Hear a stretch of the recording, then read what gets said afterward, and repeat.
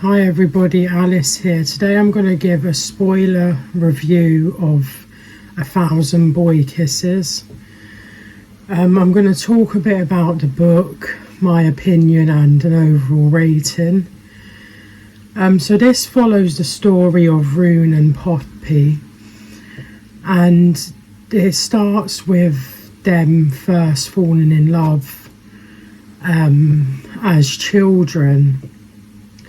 They have a friendship that then grows and builds into a relationship.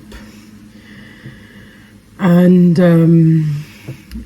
basically Poppy's grandma ends up passing away. So she gets given a jar with 1,000 boy kisses on, and the concept of this is basically every kiss that has got such an important moment to write it down and put it in the jar for in the future when they have children of their own that then have young children, just as a memory to keep with them. And what happens is basically Poppy and Rune first have a kiss the day that Poppy's grandma passes away. Then it follows the story of them growing up a bit, getting older, and then it comes to a point where they for the first time make love, and how powerful it is, how important it really was to them. And then what happens is Rune gets told that he has to go back to Oslo because his father needs to get a new job, and the only job that's available is in Oslo, which then builds this pure hatred and anger that Rune has of his family. It follows a few of the letters and things that they send together. Then there's no more, and then it comes to a few years later. You don't really hear anything from Poppy nor Rune. Then he ends up coming back to America,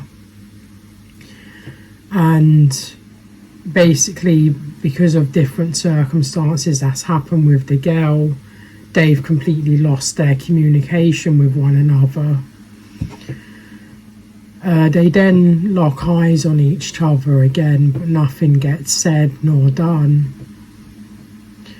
Then it follows a bit more longer time, and there's a party, and Rune's basically sitting on the sofa about to kiss another girl that liked him from when he was a child.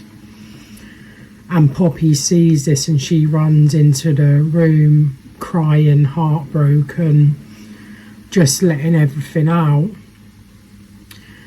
And then what happens is Poppy runs off after, I believe, they kiss again, if I remember correctly. But then Poppy runs off and Rune follows and asks, what happened? Why did you stop communicating with me? What's gone on? And everything like that. But Poppy's not given any reason, and longer down the line you actually work out the truth of the reasoning why that's happened.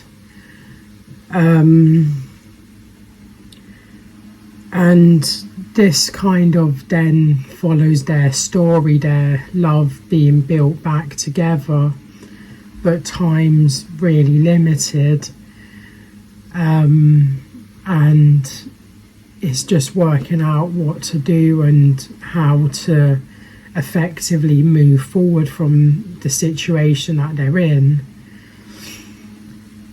And Rune ends up doing this really amazing thing for Poppy, They go to New York and they have a really incredibly empowering time together. And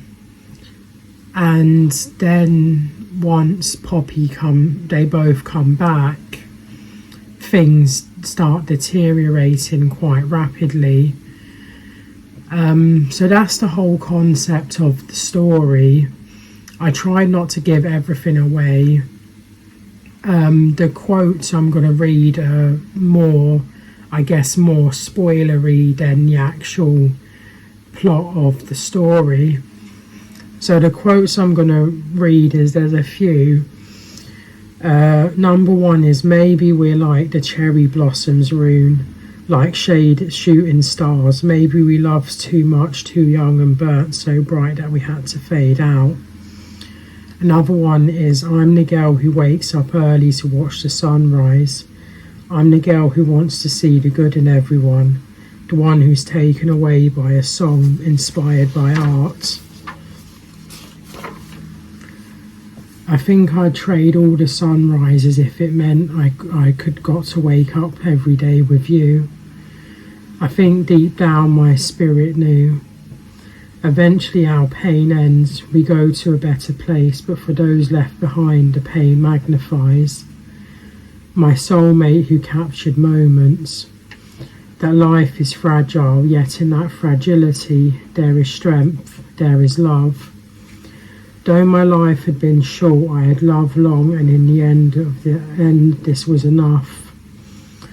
I closed my eyes and replayed our lives in my mind. I remember the times I hugged him and he hugged me harder. I remember how I kissed him and he kissed me deeper. That was just a few really powerful quotes that I found throughout the story. My review of it is, I really enjoyed it. It was a very emotional book. There was a few occasions where I did actually end up crying from it. However, I'm not too keen how the story ended. I feel that the ending could have been different, really, or I don't know, I just felt a bit disheartened with the end, but overall the book was still really good. I think I rated it 5 out of 5. It's probably one of my favourite books I've read this year. So that's my review of 1,000 Boy Kisses. Thank you all for watching, take care and bye for now.